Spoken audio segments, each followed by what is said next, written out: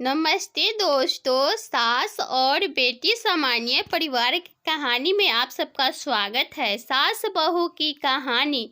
माँ, मैं बहुत थक गई हूँ। घर संभालते संभालते यहाँ मेरी थकावट किसी को नजर नहीं आती है। कुछ दिन आराम करना चाहती हूँ। सोच रही हूँ कुछ दिनों के लिए अपने मायके आ जाऊँ। आते हुए अपने बच्चों को भी साथ ले आऊं। वो वहीं से स्कूल चले जाएंगे। आखिर एक ही शहर में ससुराल और मायका होने का कुछ तो फायदा होना चाहिए। निर्मता ने फोन पर अपने माँ से कहा। पार्वती जी ने दूसरे तरफ से कहा, हाँ बेटी, जब तेरी इच्छा हो आ जाना। आखिर यह तेरा भी तो घर है।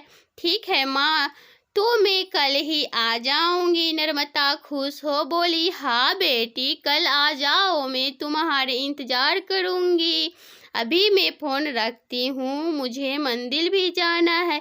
कमला जी ने फोन रख दिया और सीधे किचन में गई। किचन में खाना बना रही बहू से बोली, अरे अनुपमा सुनो, कल तुम्हारी ननद आ रही है। आज बाजार जाकर फल सब्जी और मिठाइयाँ ले आना। बेचारी मेरी बेटी ससुराल में नौकरों की तरह काम करती है और उस पर कोई ध्यान नहीं देता। यह आएगी, कुछ दिन रहेगी तो उसका मन और तबीयत अच्छे रहेंगे। सास के मुंह से ऐसी बात सुनकर अनुपमा का चेहरा उतर गया। वह मन ही मन सोचने लगी, काश आपको मेरी थकावट भी नजर आती। मैं भी दिन रात झाड़ू पोछा, बर्तन, खाना बनाना, मार्केट जाना और हर वह काम करती हूँ जिससे हमारे परिवार वालों को कोई दिक्कत ना हो। काश आप मुझ पर भी ध्यान दे पाती। आपकी बेटी तो जब मन में आता है तब यहाँ आ जाती है, लेकिन मैं साल में एक बार ही अपने माँ के पास जाती हूँ, तब भी आपको प्रॉब्लम होती है। मैं भी इंसान हूँ, मेरा भी मन करता है, मुझे भी लगता है अपने माँ के पास जाकर थोड़ा आराम करूँ, सुख दुख की दो चार बातें करूँ, अपना मन हल्का करूँ।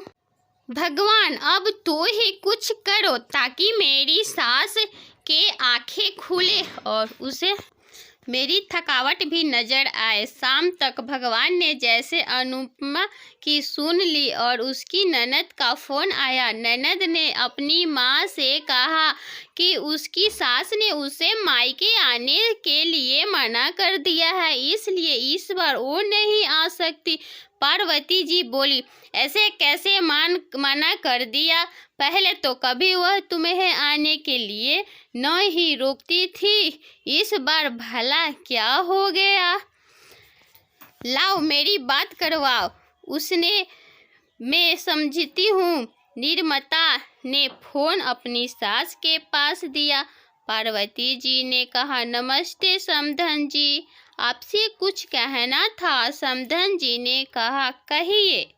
दरअसल निर्मता कल त्योहार पर इसलिए अपने मायके आना चाहती है, अगर आप उसे भेज दे तो अच्छा रहेगा। नम्रता की सास ने कहा, देखिए समधन जी, आपकी बेटी मायके जाकर रह, इस बात के लिए हमें उसे कभी मना नहीं किया, जा रोका, और इन बात से हमें कोई प्रॉब्लम है भी नहीं। कुछ दिनों पहले मैं अपने रिश्तेदार के शादी में गई थी, वहाँ आपकी बहू अनुपमा की माताजी से मिलने का मौका मिला। उनसे गपशप करते के दौरान उनकी बातें से पता चला कि अनुपमा को साल में एक ही बार अपने मायके जाने को मिलता है, और वह भी बहुत कम समय के लिए।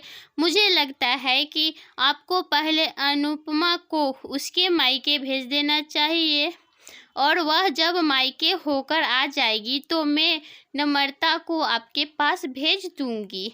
एक बहुत ज़रूरी बात जो मुझसे लगता है आपको समझ लेनी चाहिए कि आपको अपनी बहू को भी बेटी की तरह या बेटी से भी ज़्यादा प्यार देना चाहिए। उसे भी मायके जाने की इच्छा होती होगी।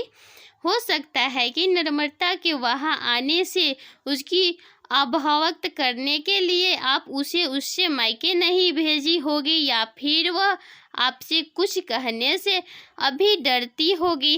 अगर आप उसको घर में ही कैद रखेगी तो एक दिन ऐसा आएगा जब वह आपके खिलाफ बोलने लगेगी, फिर वह आपकी सुनेगी भी नहीं और जब चाहे तब अपने मायके जाएगी। ऐसी परिस्थिति आए, इससे अच्छा है कि आप ही कुछ बदलाव अमल में ले आए जिससे आपका रिश्ता और रिश्ते की मिठास खराब न हो। पार्वती ने अपने समधन के हर एक शब्द में सच्चाई नजर आई। उन्हें महसूस हुआ कि उन्होंने अपनी बेटी के प्यार में अंधी होकर कभी भी अपनी बहू के मन का विचार नहीं किया। उन्होंने हमेशा ही अपनी बेटी को अपने बहू से ऊपर रखा। दूसरी तरह नम्रता भी अपनी भाभी के बारे में हो रही थी, बातचीत को सुन रही थी। उससे भी रियस किया कि वह कभी भी अपनी भाभी के साथ ठीक से बात नहीं करती और जब जब वह अपने मायके जाती है तो भाभी थोड़ी उदास रहती है। पार्वती जी ने अपनी बहू को बुलाया और उसे कहा कि अनुपमा, कुछ दिनों के लिए नम्रता नहीं आने वाली है, इसलिए पहले तुम अपने मायके होकर आओ। यह सुनते ही अनुपमा का चेहरा खिल गया, क्योंकि यह पहली बार था जब उसकी सास ने सामने से उसे अपने मायके जाने के लिए कहा था। अगले दिन अनुपमा अपने मायके गई और इस बार 1-2 दिन नहीं, पूरे हफ्ते भर रहकर आई। अपने माँ बाप से, अपने रिश्तेदारों से मिलकर आई और जब वह लौटकर आई तो उसे हर